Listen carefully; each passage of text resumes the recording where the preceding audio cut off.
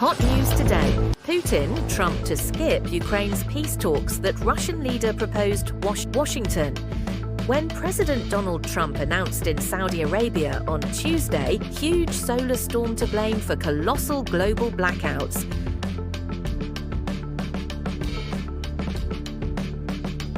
Putin trumped to skip Ukraine's peace talks that Russian leader proposed Washington, Istanbul, May 15th, Reuters. US President Donald Trump and Russian President Vladimir Putin indicated they would not attend what could be the first direct peace talks between Moscow and Kyiv in 3 years on Thursday, with the Kremlin sending instead a group of experienced technocrats.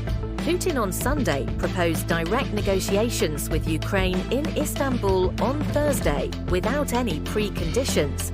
Late on Wednesday, the Kremlin said the delegation would include presidential advisor Vladimir Medinsky and Deputy Defense Minister Alexander Fomin, but Putin's name was not on the list.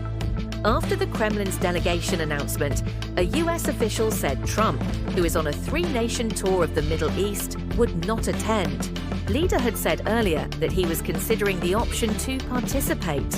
While Putin had never confirmed he would attend in person, the absence of the Russian and US presidents lowers the expectations for a major breakthrough in the war that Russia started in February 2022. Ukrainian President Volodymyr Zelensky had challenged Putin to attend the talks if he's not afraid, in an apparent contest to show Trump who wants peace more, Ukraine or Russia. While the Kyiv leader was on his way to Turkey late on Wednesday, a Ukrainian official said he would take part in the talks only if Putin attended.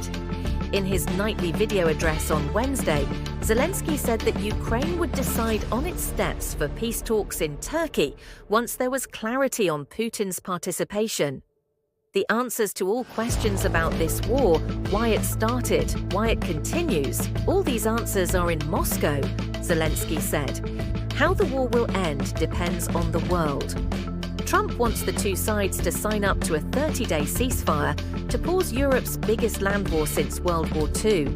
And a Russian lawmaker said on Wednesday there could also be discussions about a huge prisoner of war exchange. Zelensky backs an immediate 30-day ceasefire, but Putin has said he first wants to start talks, at which the details of such a ceasefire could be discussed. Reference Reuters.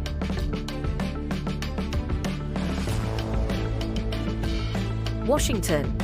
When President Donald Trump announced in Saudi Arabia on Tuesday that he would lift all sanctions on Syria, the decision, which will boost a country devastated by 13 years of war, took many in the region by surprise. It also caught some in his own administration off guard.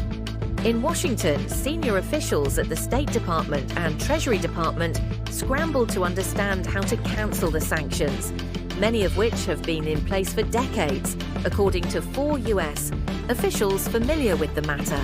The White House had issued no memorandum or directive to state or Treasury sanctions officials to prepare for the unwinding, and didn't alert them that the president's announcement was imminent, one senior US official told Reuters.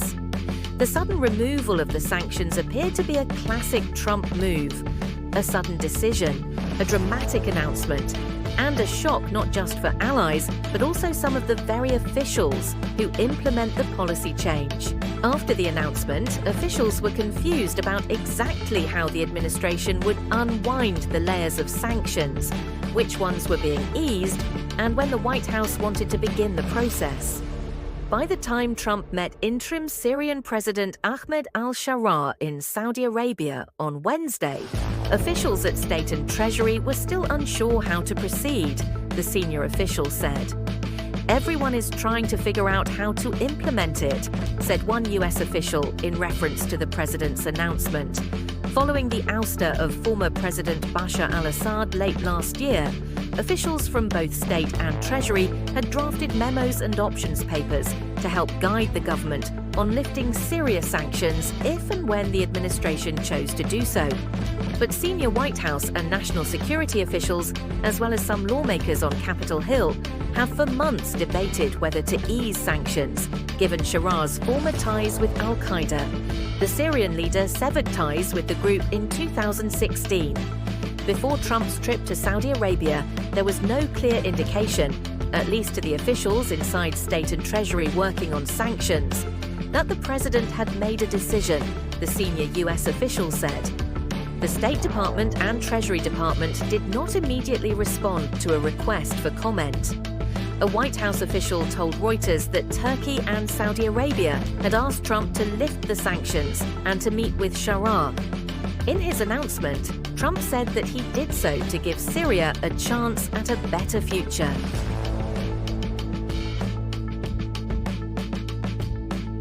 Huge solar storm to blame for colossal global blackouts.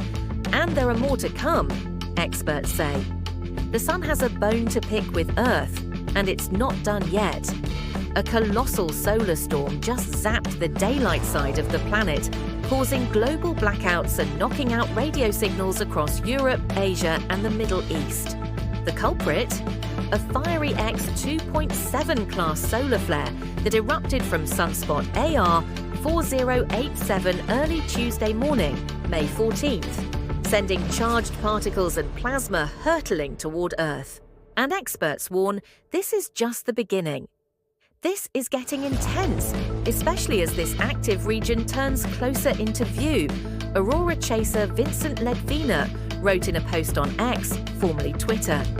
He also tweeted, "What does this active region have planned over the next days? We'll have to wait and see." The storm blasted out at 4:25 a.m. ET and registered as an R3 level event, strong enough to disrupt high-frequency radio signals and scramble communication systems for hours.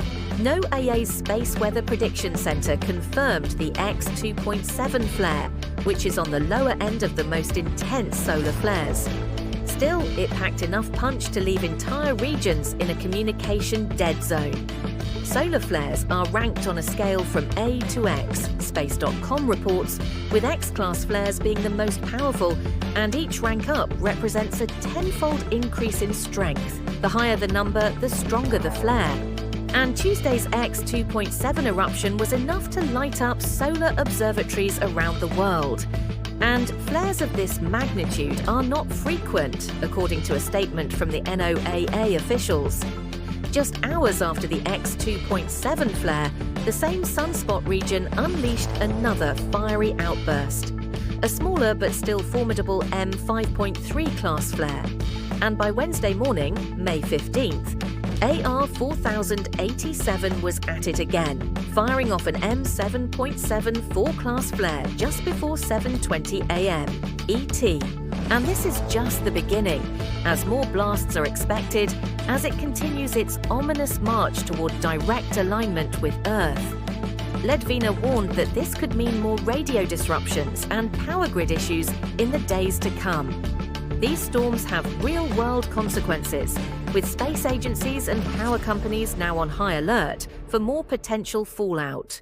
The sun's explosive outbursts can knock out satellites, mess with GPS systems, and even disrupt power grids, a potential nightmare scenario if the storms grow in intensity.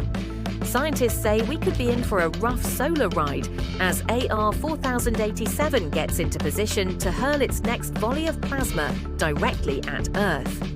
Last month, a rare cannibal solar eruption lit up skies from Scotland to the South Pole after two solar blasts merged mid-flight, slamming Earth's atmosphere on April 15th.